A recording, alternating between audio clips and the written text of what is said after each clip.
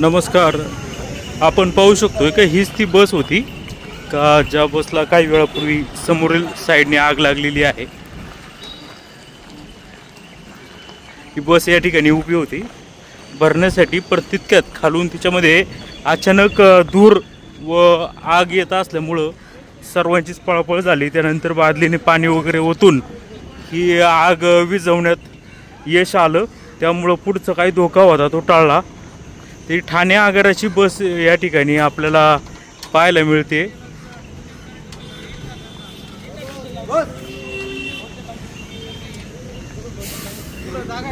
कशामुळे झालं होतं भाऊ? आग कशामुळे लागली होती? ही सब CNG गाडी आहे. हां तर CNG आपलं वायरिंग वगैरे व्यवस्थित आहे. फक्त जे इंजिनवरचा लूम आहे हा प्रॉपर CNGचे कॉन्ट्रॅक्ट आम्ही एसटीचं कॉन्ट्रॅक्ट CNGचं हां ही कंपनीला आहे. अच्छा. कारण ते CNGच हे समजू शकेल त्यांना. CNGचा प्रॉब्लेम आहे. हो CNGचा प्रॉब्लेम. आपण डिझेल वरच्या गाड्या सगळ्या ऑपरेट करतो. हो. नक्की तुम्हाला का तुमच्या माहितीप्रमाणे किंवा काय कशामुळे घडलं असावं असं वाटतं? तर साहेब CNGचं कॉन्ट्रॅक्ट ST डिपार्टमेंट CNGला देतं, त्यामुळे ते CNG डिटेल्स सांगू शकते. कारण आपलं वायरिंग आहे हे व्यवस्थित आहे. तुमचं एकदम क्लिअर आहे. आपलं क्लिअर आहे. बर. आणि आपल्या बॅटरी ते स्टार्टर पर्यंतचं वायरिंग एकदम व्यवस्थित आहे. अच्छा. आणि आपण वेळोवेळी तपासणी करत हो, असतो? वेळोवेळी तपासणी करत असतो आपण. प्रत्येक म्हणजे 8 दिवसाला आपली दैनिक देखभाल असते. पण आता ही ठाणे आगाराची बस कुठून आली होती? ही ठाण्यावरून आली होती? ठाण्यावरून जुन्नरला आली. 2:15 वाजता जुन्नरवरून ठाण्याला जाणार होती. आणि जर चालता चालता घडलं असतं तर खूप चुकीचं घडलं असतं. ही बस स्टँडवर उभी असल्यामुळे गाडीत कोणी प्रवासी वगैरे नव्हतं, त्याच्यामुळे ते सगळा पुढचा आनंद ठरला. बरं, मग कशी आग विझवली आपण? आपल्याकडे जे फायर एक्सटिंग्विशरचा बाटला आहे त्याच्या साहाय्याने आपण आग विझवायचा प्रयत्न केला. तर आपल्या रेस्टॉरंटमधून पाणी आहे, त्या पाण्याच्या बाटल्यांनी पाणी आणून ते बऱ्यापैकी आटोक्यात आणली होती. नंतर जुन्नरच्या अग्निशमन दलाला बोलवलं, तोपर्यंत बऱ्या प्रमाणात विझलेली होती. त्यानंतर पूर्णतः वीज. बर. गाडीमध्ये किती प्रवासी होते त्यावेळी? काहीच नव्हते. बर, धन्यवाद. अनर्थ म्हणजे एसटी स्टँड पण जळलं असतं साहेब. आणि चालत्या गाडीमध्ये आग लागली असं समजलं नसतं लवकर. काय आमचे जे इथं उन्हामुळं असं होऊ शकतं? उष्णतेमुळं मे बी झालं असेल. टेक्निकल माहिती तुम्हाला आहे? म्हणजे उष्णतेमुळे पण होऊ शकते, परंतु हा CNGचा पार्ट आमच्याकडे नसल्यामुळं डिटेल्स हा CNGचं हे करू शकतो. खात्रीशीर सांगू शकत नाही. सर 1-2 मिनिटात फोन करू. हा, काय म्हणत होतो सर आपण मग? अशी आपल्या इथं जे चालक वाहक होते म्हणजे जुन्नर बस स्टँडवर असतात त्या सगळ्यांनीच, आणि आपले जे वाहतूक नियंत्रक आहेत पासाचे असतील किंवा पुढचे बसलेले, सगळ्यांनी त्या पाण्याच्या बाटल्या आणून बऱ्या प्रमाणात विझवली होती अगोदरच. ठीक आहे, थँक्यू. धन्यवाद.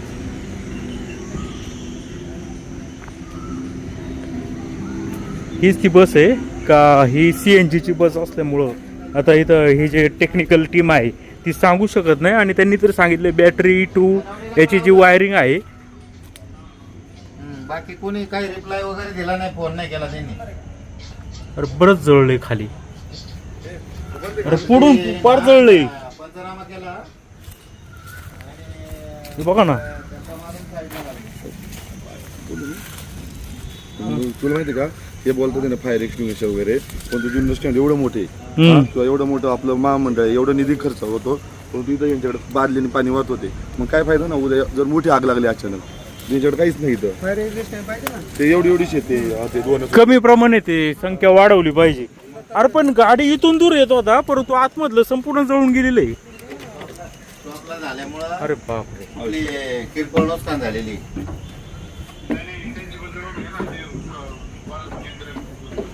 हा, सगळे होते ना, चालक वाहतूक नियंत्रक, ते रिझर्वेशन 5-20 काढणारे सगळे लोक होते, काही प्रवासी होते. हा हा हा, बरं झेरॉक्स काढून ठेवा.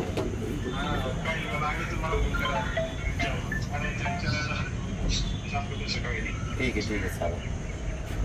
आणि मग ती साईडला लावत होतो, पंचनामा केलाय त्यांनी, मग त्याच्यामुळे हलवली ती पंचनामा केल्यानंतर. असं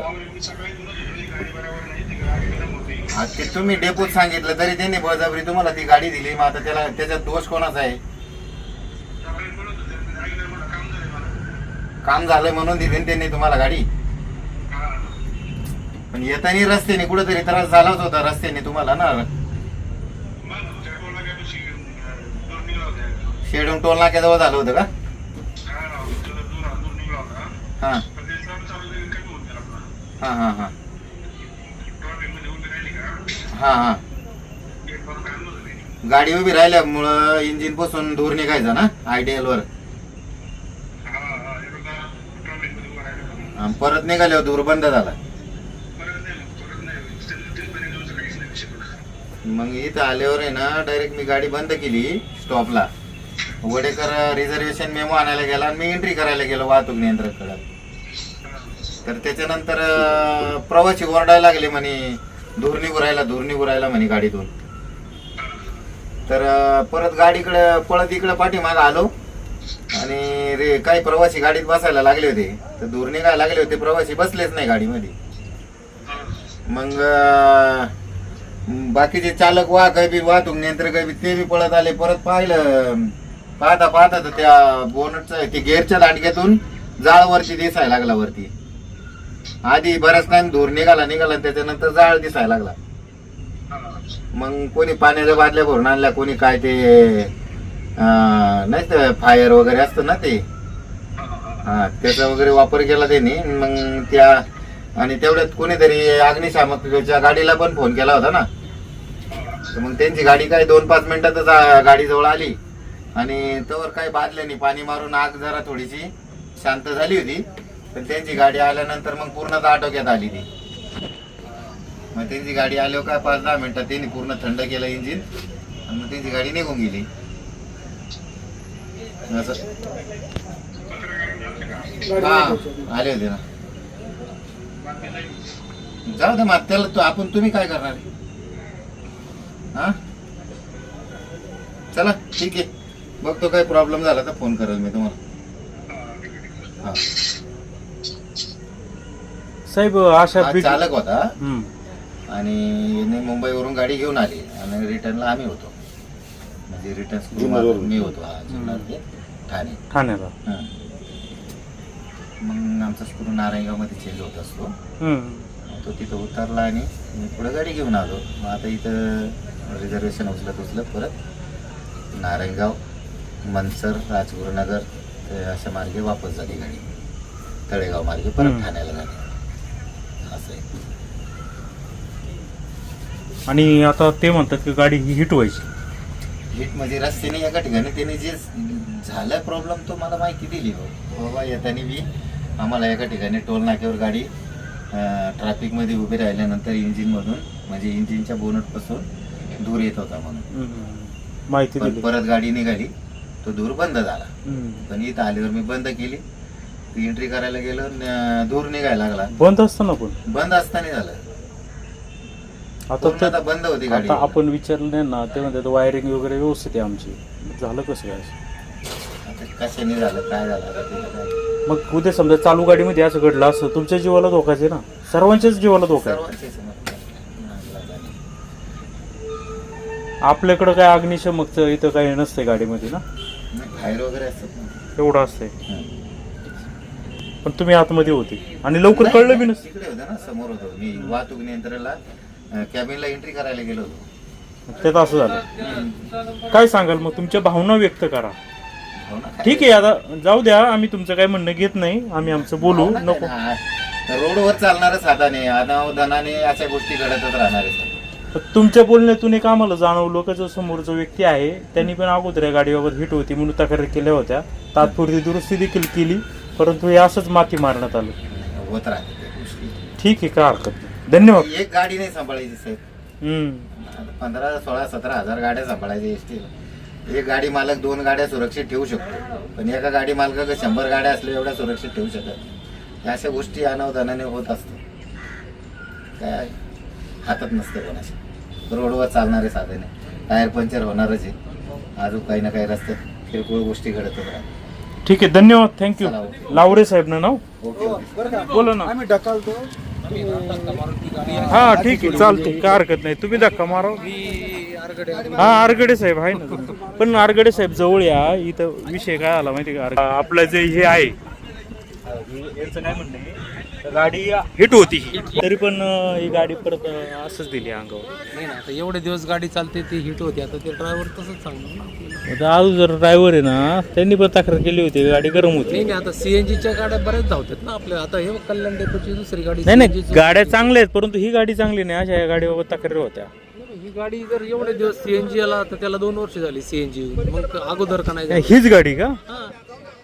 सीएनजी बसून 2 वर्ष झाली त्या गाडी. यात जर म्हणजे नवीनच सीएनजी बसवलाय आणि मग झाला असतं तर मग ठीक आहे ना. ठेव का आता सीएनजीची गाडी चालली, सीएनजीची. ठीक आहे, ही गाडी सीएनजी आहे, पण ड्रायव्हरचं म्हणजे ह्या ड्रायव्हरने त्या जुन्या ड्रायव्हरला फोन केला तर तो त्याचं म्हणणं आहे की ही गाडी वारंवार गरम होती, हिट होती, पण रोजच गाडी येते ना ही इकडे. आणि आता येताना सुद्धा हिट झाली होती. आपण गाडी रोजच येते ना आपल्याकडे ही. मी घाट चढून रोजच येणारी गाडी नॉर्मल आहे, नॉर्मल. अचानक काहीतरी घडलं. ते सीएनजीचा जो पाईप आहे ना, ते रबरी पार्ट असेल तो त्याने पेट घेतला. आता जुन्नरला इथं प्लॅटफॉर्मला लावता तो उतरून मांडायला गेला आणि त्यावेळेस त्याच्यावर ते धूर आलेलं लक्षात आलं, त्याच्यामुळे ते. ठीक आहे, चालेल, धन्यवाद आरगडे साहेब. तुम्ही नारायणगाव आगार प्रमुख आहेत.